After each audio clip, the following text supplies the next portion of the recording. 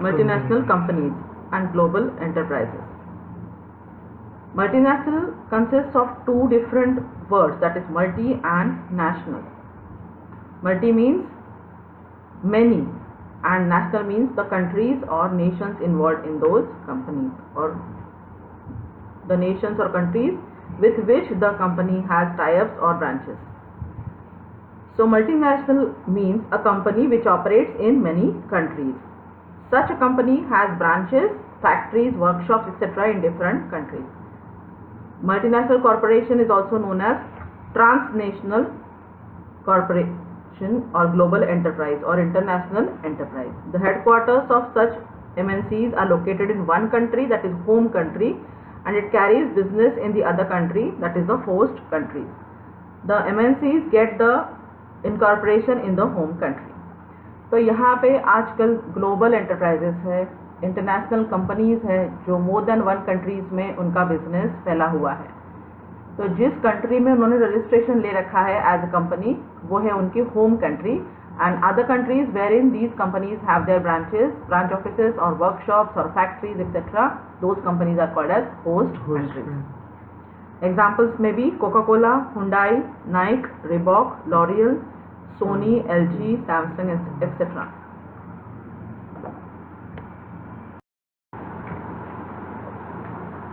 Let us discuss the features or characteristics of multinational companies.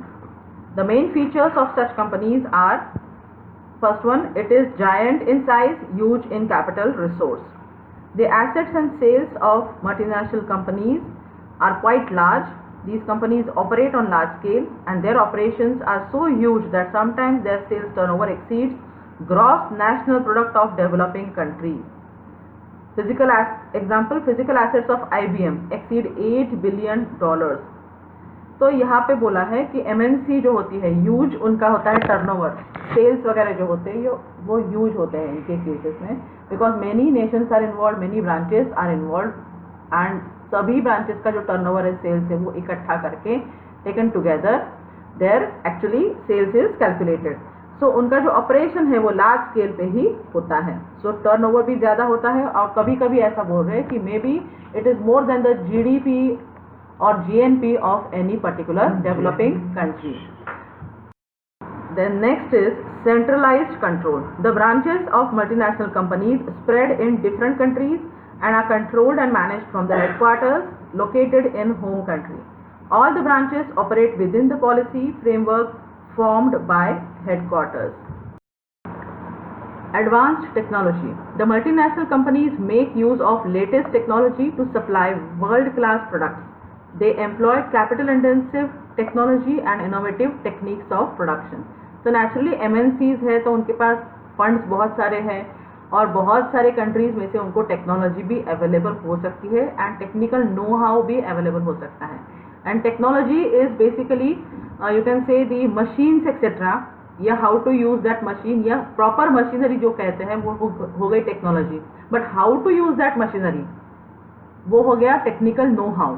तो ये दोनों ही उनको अवेलेबल हो सकते हैं क्योंकि वो अलग अलग कंट्रीज में उनकी ब्रांचेस होती हैं. तो टेक्निकल नो हाउ भी उनके पास है और टेक्नोलॉजी भी खुद उनके पास अवेलेबल हो सकती है. तो naturally when they have the advance technology, उनके प्रोडक्ट जो है, सप्लाई जो है वो एकदम वर्ल्ड क्लास ही होगा, अप टू द मार्क होगा. And they employ such capital intensive technology and innovative techniques. Capital intensive मतलब जिसमें कैपिटल ज़्यादा इन्वॉल्व है या मशीनरी ज़्यादा इन्वॉल्व है, वहाँ पे लेबर कम होगा. लेबर इंटेंसिव है तो सबसे ज़्यादा लेबर वहाँ पे एम्प्लॉयड होगा, ऐसा बोलते हैं. बट ऐसी MNCs में ज़्यादा तो टेक्नोलॉजी होगी, it is technology driven only.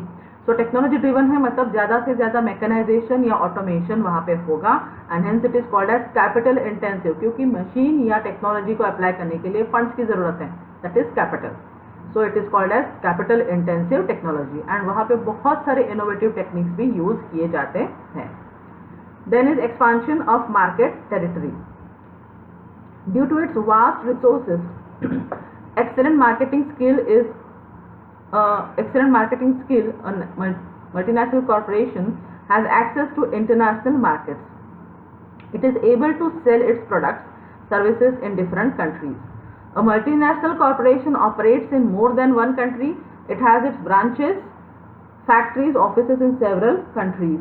It operates through network of branches and subsidiaries in the host country. So MNCs have their branches in different countries, so naturally उनके पास न सिर्फ ब्रांच दूसरे country में है बट वहाँ के markets भी उनके लिए अवेलेबल हैं. तो हर एक कंट्री में खुद वो मार्केट स्प्रेड करके रखते ही होंगे, तो नेचुरली हर एक कंट्री में अपना प्रोडक्ट वो सेल कर सकते हैं. And not just those countries but apart from the countries where in they do not have their branches. मतलब अगर वो होस्ट कंपनी नहीं है उस कंट्री में, फिर भी वो वहाँ पे मार्केट तो ढूंढ सकते हैं या बेच सकते हैं उस मार्केट में या उस कंट्री में. So yes, expansion of the market territory can be done. It is the MNC is able to sell its products and services in different countries, various countries, and maybe other than the countries wherein they do not have any branch. Then is oligopolistic powers. Oligopoly means power in the hands of few companies only. Due to their giant size, the multinational companies occupy dominating position in the market. They also take over other firms to acquire huge power. For example, Hindustan Lever Limited acquired by Tata Oil Mills or Ponds India etc. to improve its share market. See, oligopoly means क्या होता है? It is a market condition जहाँ पे power is in the few hands only, and these few hands means few companies. तो कुछ एक या दो कंपनीज ही ऐसी होंगी या group of companies for that matter we can से.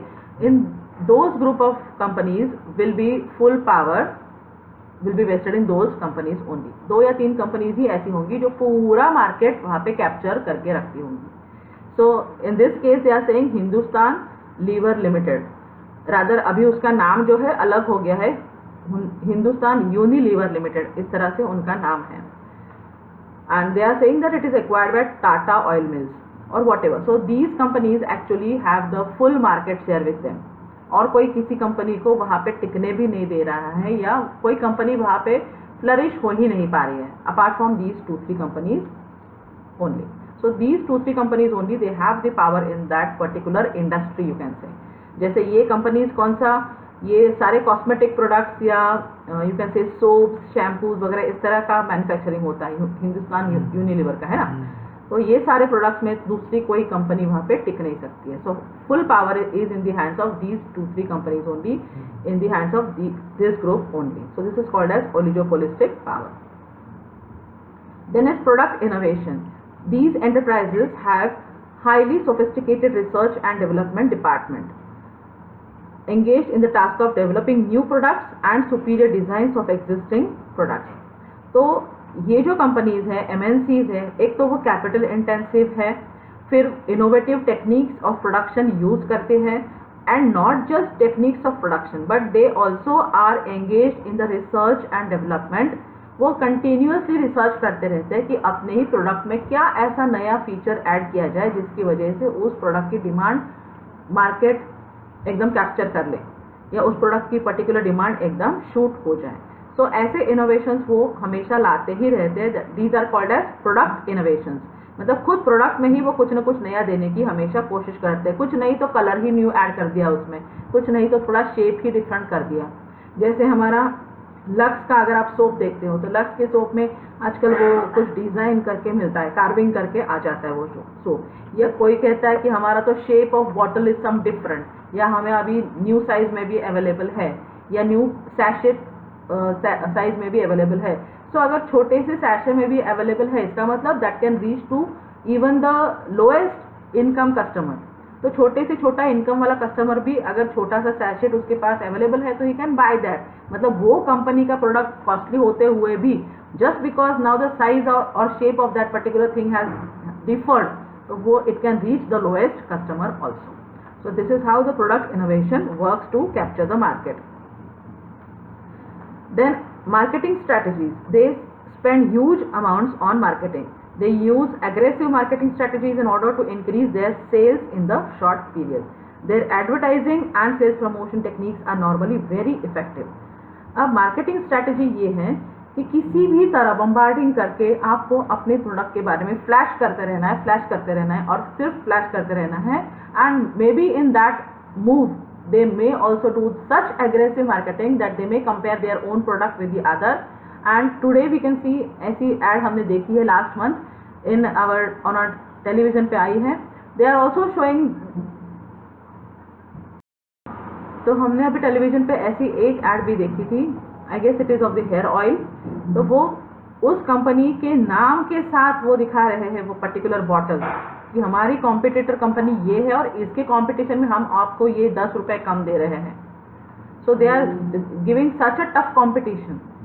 उनकी इतनी हिम्मत हो रही है कि वो उनका प्रोडक्ट दिखा रहे हैं और वो ऐड कर रहे हैं. जनरली ऐसे अब तक नहीं होता था, एक आध बार हुआ भी होगा. It's not that it was totally ruled out. कोई लेकिन इतनी हिम्मत नहीं कर रहा था कोई कि चलो इतना डेयरिंग नहीं हो रहा था किसी का. And it is not a good this thing also, but everything is fair in business बोला जाता है. So yes, this move also may be was welcome and उन्होंने शायद उससे भी प्रॉफिट ज्यादा कमाया होगा. सो ऐसे कह नहीं सकते कि it can not be done at all. So yes, there was some advertisement where they were showing that particular bottle of शायद पैराशूट कंपनी का ऑयल था और दूसरा शायद जो न्यू आ रहा था वो डाबर का है. So yes, this is what is called as aggressive marketing strategy. Then is foreign collaborations. Global enterprises usually enter into agreements with Indian companies pertaining to the sale of technology, production of goods, use of brand names for the final products, etc. तो foreign collaborations भी होती रहती है.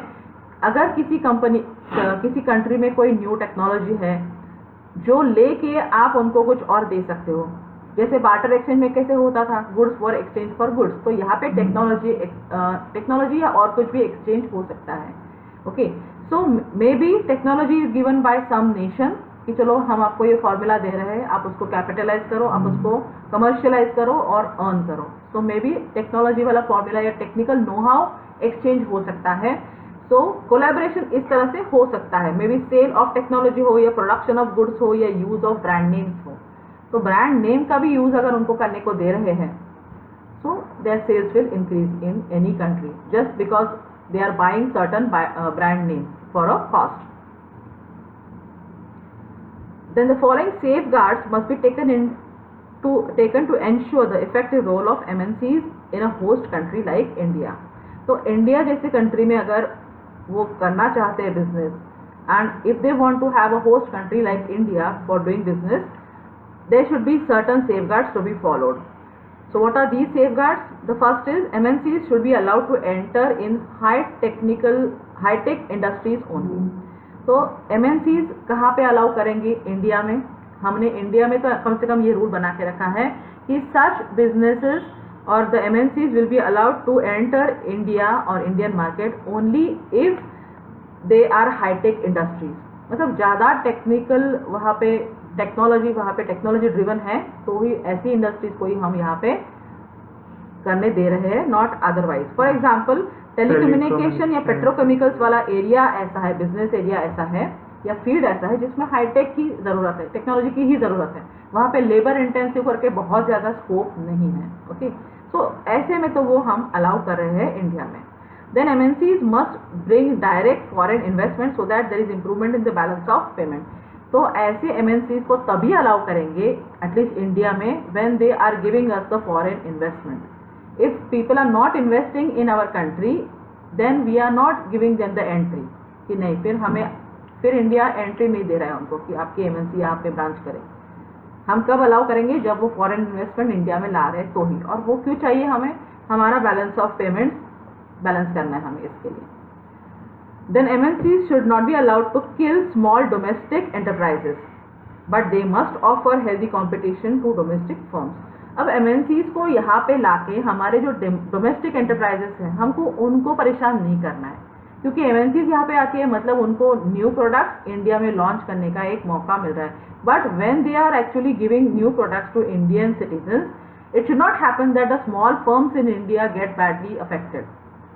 हाँ, वो competition दे सकते हैं छोटे फर्म्स को जो इंडियन हैं, but they should not override the small firms in India. तो स्मॉल फर्म्स जो है इंडिया में उनका नुकसान नहीं होना चाहिए, रादर उनको कॉम्पिटिटिव एज मिल जाए तो बात अलग है, but they should not override the small firms in India.